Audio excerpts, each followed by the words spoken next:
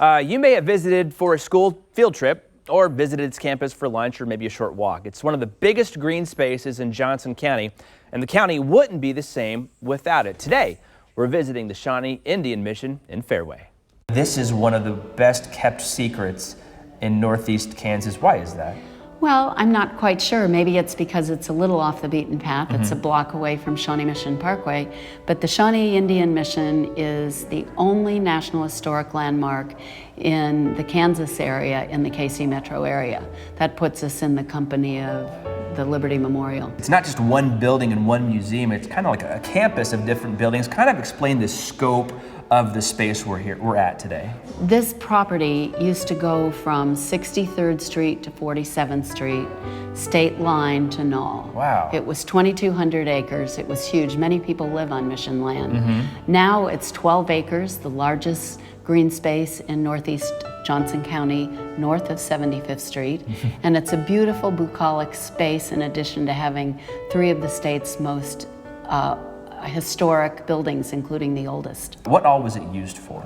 Well, it was used to educate Native American children, and the Shawnee requested an educational facility so the kids could learn how to read, write, and do trades that were appropriate to the Western influx. Yeah.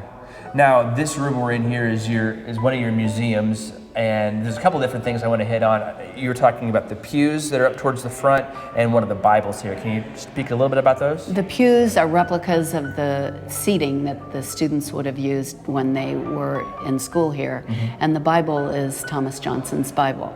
Thomas Johnson is the founder of the mission, and also you might think about what happens in Johnson County, Thomas Johnson. What about Shawnee Mission Parkway? What about Shawnee Mission Schools? What about Shawnee Mission Post Office? It all comes from right here. Yeah, it's who we are in this part of the Kansas City metro area. So next up, we're going to meet a guy dressed in historical clothing, and we're going to be standing next to what would have been a Ford F-150 pickup for the 1800s. That's coming up next. Did you go to Shawnee Mission Schools? If so, you might recognize this next guy from history class. Also, during this segment, watch for the stars on the pictures of the buildings. I'm going to tell you what they're used for in just a minute. What do you think is the most unique and important part about these buildings here? Well, if I start with the west building, it was the first one that was completed in the fall of 1839, and was the basis of the move from up by Turner down to here. The building was originally just the 4 rooms. The dining hall was extended on within the next couple of years so that you could have a place where you could feed all of the students and staff. Then at the end of that, you had a stone cook kitchen so that you didn't have the fire in the wood structure. And its most populated time, how many students were taken care of here at the mission? Average probably a little over 100, maxed out a little over 200. Wow, really? Okay, sorry, I just was thinking. All of them here with their parents' permission. All of them here with their parents' permission. So that was the west building here, the oldest one. Yeah, tell us about some of the other ones. The east building is the second building that's completed. That's finished in 1841. The main floor was the chapel.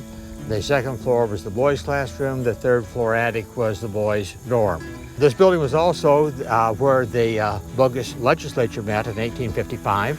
So the bogus legislature was when, so this is where I'm getting my history confused. I'm glad we have you to correct me, is when Missouri folks would cross the state line and vote in Kansas about whether or not Kansas should be a free or slave state, correct? Correct. Okay. What's the tidbit that you think the average person out there needs to know so they come visit this really unique spot here in Johnson County? This is where this part of the state got it started, and that you have the school that is set up to try to provide a bridge from the native culture to the European culture, is a part of the history that is often not really understood. As you see those stars on the building, it was the middle picture after you were talking about the east building. Those stars cover tie rod ends that were used during construction to keep the walls level. And inside, they have a cutaway so you can kind of see how it's done. It's a really neat construction bit. Now, in a little while, we're going to meet a performer who is part of this weekend's showcase at the Indian Mission. dance is inspired by the movement of the wind and the grass. And Freddie Gipp has been dancing all of his life and explains what to look for in this weekend's upcoming Shawnee Showcase at the Indian Mission in Fairway. So what are the two different kinds of Native American dancing that'll be showcased here at the Shawnee Showcase? Yeah, so the two type of performances will be the men's grass dance and the women's jingle dress. And so these two are really compelling categories. A lot of movement, a lot of vibrant colors, and you can definitely tell the distinctive difference between each category. One obviously being woman and man, but with the women's dress though, it's full of cones. And so it really has a nice and beautiful jingle sound and stuff. So they are technically different as opposed to the males. We have, our outfits are usually yarn based or cloth based, and we kind of move and sway with the grass and motion and stuff. And so whatever move that we do on our right, we do on our left. And so those are kind of the big things to look for. How did you get involved in Native American grass dancing? I've been dancing my entire life. Yeah. And so it's kind of those things that you grew up with. And so for me, I really didn't have much say when I was a little kid. And so, but continuing with it and sticking with it has been a really big incentive for me, because when I graduated high school, my family, they gave me a whole new entire set of beadwork, regalia.